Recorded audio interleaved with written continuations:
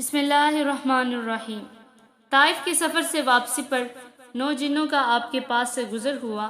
وہ نصیبین کے رہنے والے تھے۔ یہ شام کے ایک شہر کا نام ہے۔ آپ اس وقت نماز پڑھ رہے تھے۔ وہ جنات جو کہ یہودی تھے، انہوں نے جب آپ کی قرات کی آواز سنی تو اسی وقت مسلمان ہو گئے۔ جب 9 جن اپنی قوم میں پہنچے تو انہوں نے باقی جنوں کو آپ کے بارے میں بتایا۔ چنانچہ وہ سب کے سب مکہ پہنچے۔ انہوں نے حجون کے مقام پر قیام کیا اور ایک جن کو آپ کی خدمت میں بھیجا۔ اس نے آپ سے عرض کیا، میری قوم حجون کے مقام پر ٹھہری ہوئی ہے، آپ وہاں تشریف لے چلیے۔ آپ نے اس سے وعدہ فرمایا کہ آپ رات میں کسی وقت حجون آئیں گے۔ حجون مکہ کے ایک قبرستان کا نام تھا۔ رات کے وقت آپ وہاں پہنچے۔ حضرت عبداللہ بن مسعود رضی اللہ عنہ آپ کے ساتھ تھے۔ حجون پہنچ کر آپ نے حضرت عبداللہ بن مسعود رضی اللہ عنہ کے گرد ایک خط کھینچ دیا اور فرمایا، اس سے باہر مت نکلنا۔ اگر تم نے دائرے سے باہر قدم رکھ دیا تو قیامت کے دن تک مجھ کو دیکھ نہیں پاؤ گے اور نہ میں تمہیں دیکھ سکوں گا۔ ایک روایت کے مطابق آپ نے ان سے یوں فرمایا، میرے آنے تک اسی جگہ رہو، تمہیں کسی چیز سے ڈر نہیں لگے گا، نہ کسی چیز کو دیکھ کر ہول محسوس ہوگا۔ اس کے بعد نبی اکرم صلی اللہ علیہ وآلہ وسلم کچھ فاصلے پر جا کر بیٹھ گئے۔ اچانک آپ کے پاس بالکل سیاہ فام لوگ آئے۔ یہ کافی تعداد میں تھے اور آپ پر ہجوم کر کے ٹوٹے پڑ رہے تھے، یعنی قرآن پاک سننے کی خواہش میں ایک دوسرے پر گر رہے تھے۔ اس موقع پر حضرت عبداللہ ابن عباس رضی اللہ عنہ نے چاہا کہ آگے بڑھ کر ان لوگوں کو آپ کے پاس سے ہٹا دیں، لیکن پھر انہیں نبی اکرم صلی اللہ علیہ وآلہ وسلم کا فرمان یاد آ گیا اور وہ اپنی جگہ سے نہ ہلے۔ ادھر جنات نے آپ سے کہا، اے اللہ کے رسول، ہم جس جگہ کے رہنے والے ہیں، یعنی جہاں ہمیں جانا ہے، وہ جگہ دور ہے، اس لیے ہمارے اور ہماری سواریوں کے لیے سامان سفر کا انتظام فرما دیجیے۔ جواب میں آپ نے ارشاد فرمایا، ہر وہ ہڈی جس پر اللہ تعالیٰ کا نام لیا گیا ہو، جب تمہارے ہاتھوں میں پہنچے گی تو پہلے سے زیادہ پرگوشت ہو جائے گی، اور یہ لید اور گوبر تمہارے جانوروں کا چارہ ہے۔ اس طرح جنات آپ صلی اللہ علیہ وآلہ وسلم پر ایمان لے آئے۔ طفیل بن عمر دوسی رضی اللہ عنہ ایک اونچے درجے کے شاعر تھے۔ یہ ایک مرتبہ مکہ آئے۔ ان کی آمد کی خبر سنتے ہی قریشی ان کے گرد جمع ہو گئے۔ انہوں نے طفیل بن عمر دوسی رضی اللہ عنہ سے کہا، آپ ہمارے درمیان ایسے وقت میں آئے ہیں کہ جب کہ ہمارے درمیان اس شخص نے اپنا معاملہ بہت پیچیدہ بنا دیا ہے۔ اس نے ہمارا شیرازہ بکھیر کر رکھ دیا ہے، ہم میں پھوٹ ڈال دی ہے، اس کی باتوں میں جادو جیسا اثر ہے، اس نے 2 سگے بھائیوں میں پھوٹ ڈال دی ہے۔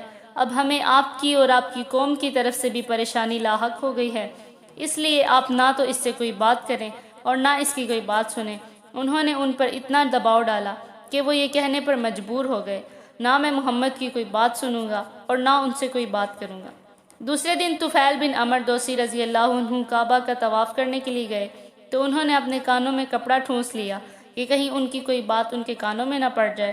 حضور نبی کریم صلی اللہ علیہ وآلہ وسلم اس وقت کعبہ میں نماز پڑھ رہے تھے۔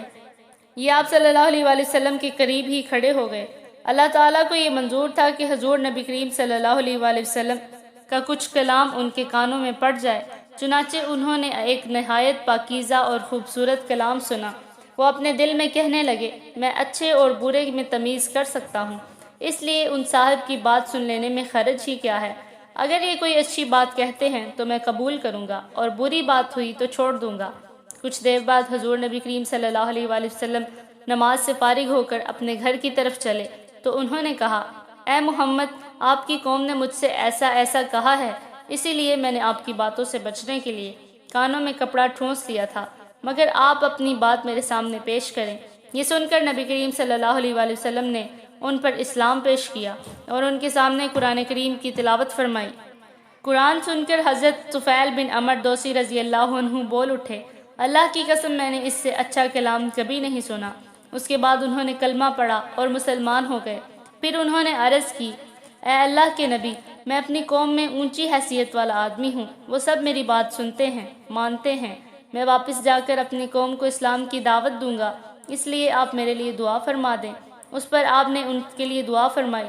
پھر وہ وہاں سے روانہ ہو گئے۔ اپنی بستی کے قریب پہنچے تو وہاں انہیں پانی کے پاس قافلے کھڑے نظر آئے۔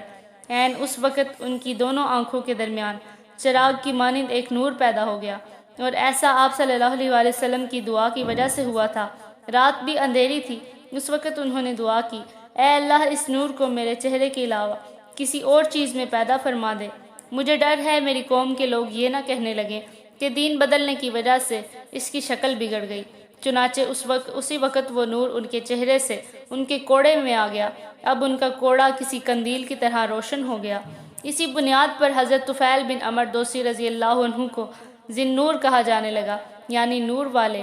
وہ گھر پہنچے تو ان کے والد ان کے پاس آئے۔ انہوں نے ان سے کہا آپ میرے پاس نہ آئیں، اب میرا آپ سے کوئی تعلق نہیں اور نہ آپ کا مجھ سے کوئی تعلق رہ گیا ہے۔ یہ سن کر ان کے والد نے پوچھا کیوں بیٹے، یہ کیا بات ہوئی؟ انہوں نے جواب دیا میں مسلمان ہو گیا ہوں، میں نے محمد صلی اللہ علیہ وآلہ وسلم کا دین قبول کر لیا ہے۔ یہ سنتے ہی ان کے والد بول اٹھے بیٹے جو تمہارا دین ہے وہی میرا دین ہے۔